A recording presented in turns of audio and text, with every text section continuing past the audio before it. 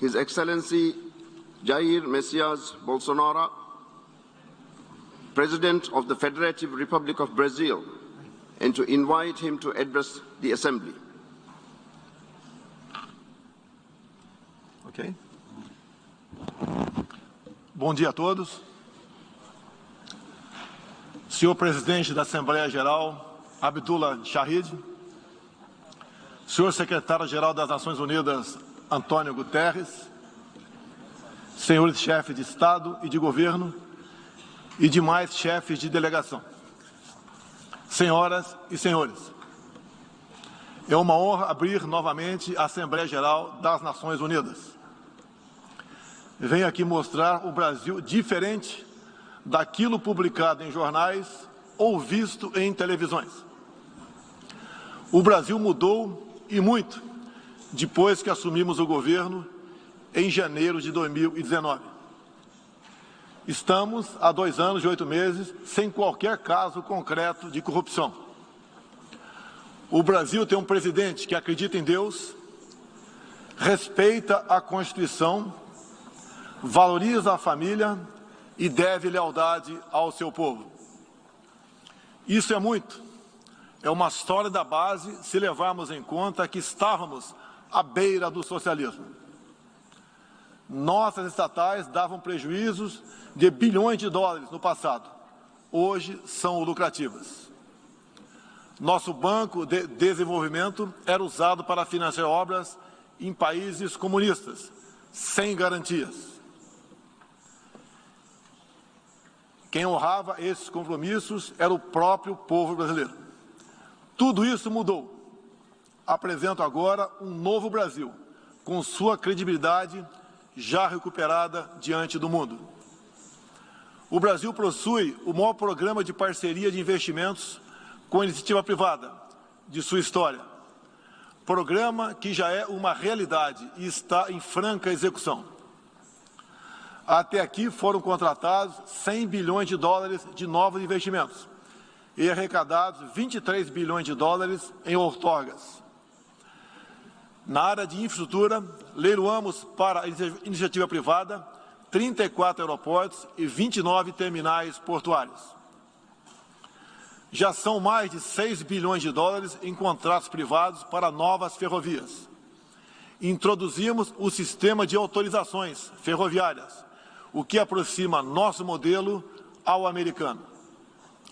Em poucos dias recebemos 14 requerimentos de autorizações para novas ferrovias, com quase 15 bilhões de dólares em investimentos privados. Em nosso governo, promovemos o ressurgimento do modal ferroviário. Como reflexo, menor consumo de combustíveis fósseis e redução do custo Brasil, em especial no barateamento de produção de alimentos. Grande avanço vem acontecendo na área do saneamento básico. O maior leilão da história do setor foi realizado em abril, com concessão ao setor privado do serviço de distribuição de água e esgoto no estado do Rio de Janeiro. Temos tudo o que o investidor procura: um grande mercado consumidor, excelentes serviços, tradição de respeito a contratos e confiança no nosso governo. Também anuncio que nos próximos dias realizaremos o leilão para a implementação da tecnologia 5G no Brasil. Nossa moderna e sustentável agricultura de baixo carbono alimenta mais de 1 bilhão de pessoas no mundo e utiliza apenas 8% do território nacional. Nenhum país do mundo possui uma legislação ambiental tão completa quanto a nossa. Nosso Código Florestal deve servir de exemplo para outros países. O Brasil é um país com dimensões continentais, com grandes desafios ambientais. São 8,5 milhões de quilômetros quadrados, dos quais 66%, 2/3, são vegetação nativa, a mesma desde o seu descobrimento em 1500. Somente no bioma amazônico, 84% da floresta está intacta. abrigando a maior biodiversidade do planeta. Lembro que a região amazônica equivale à área de toda a Europa Ocidental. Antecipamos de 2060 para 2050 o objetivo de alcançar a neutralidade climática.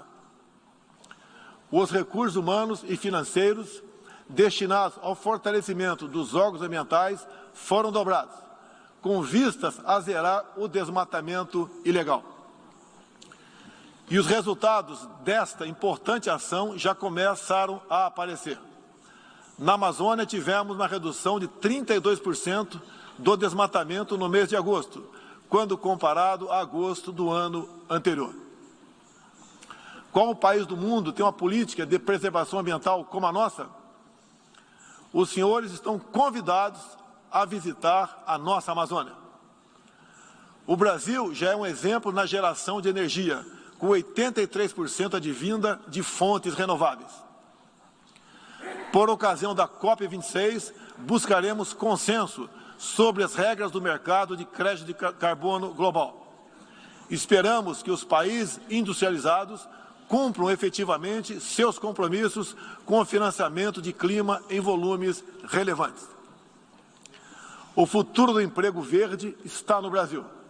Energia renovável, agricultura sustentável, indústria de baixa emissão, saneamento básico, tratamento de resíduos e turismo. Ratificamos a Convenção Interamericana contra o Racismo e formas correlatas de intolerância. Temos a família tradicional como fundamento da civilização. E a liberdade do ser humano só se completa com a liberdade de culto e de expressão.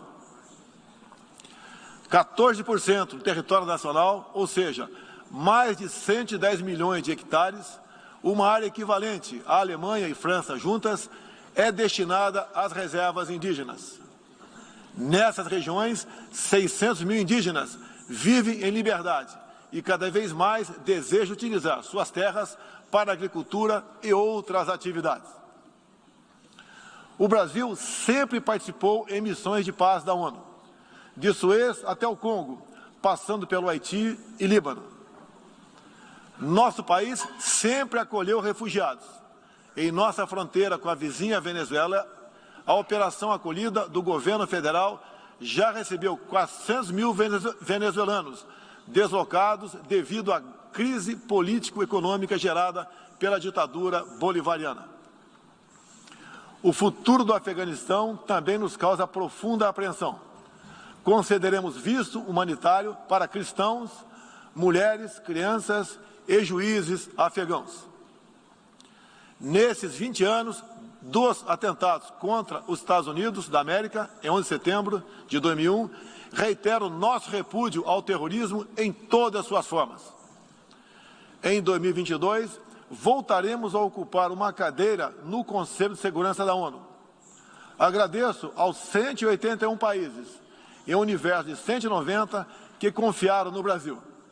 Reflexo de uma política externa séria e responsável, promovida pelo nosso Ministério das Relações Exteriores.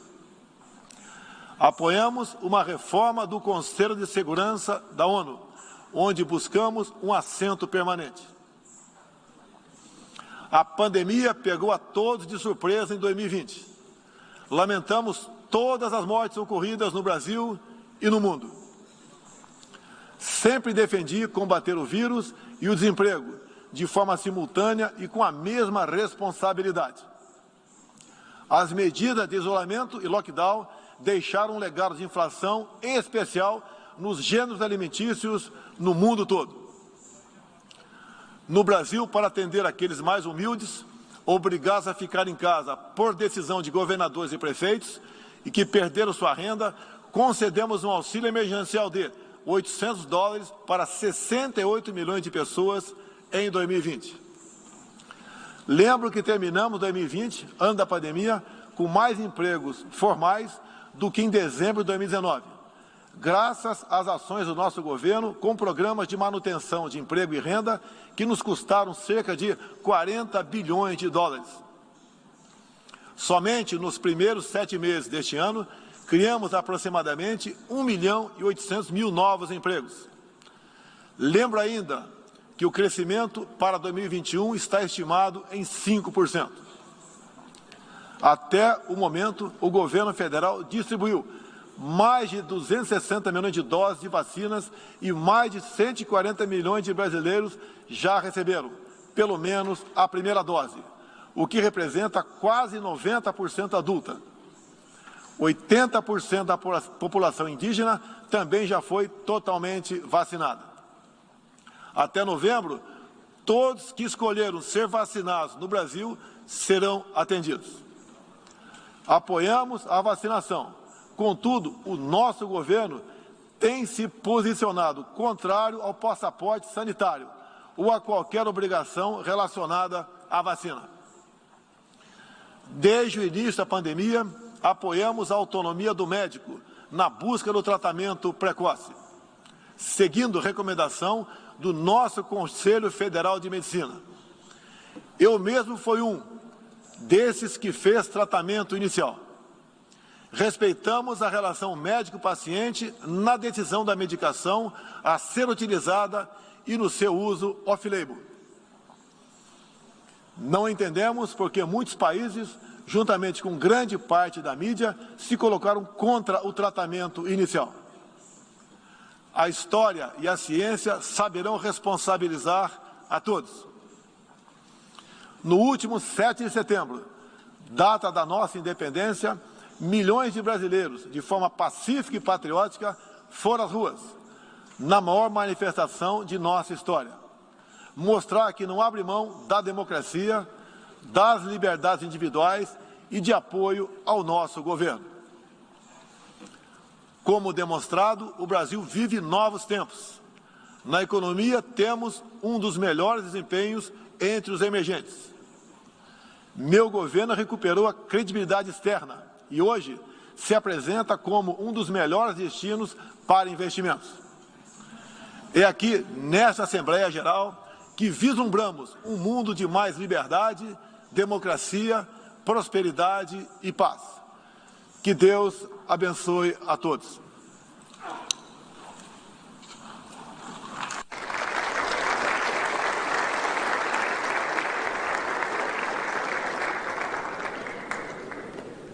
On behalf of the General Assembly, I wish to thank... Tá aí, esse foi o discurso de abertura do presidente Jair Bolsonaro na Assembleia Geral das Nações Unidas em Nova York. Tradicionalmente, o Brasil é o primeiro a discursar no encontro. Esse ano, a reunião dos líderes mundiais é de forma híbrida por causa da pandemia. A previsão é que o presidente Jair Bolsonaro retorne ainda hoje ao Brasil. Outras informações você acompanha em nossas redes sociais. Fique agora com a programação da TV Brasil.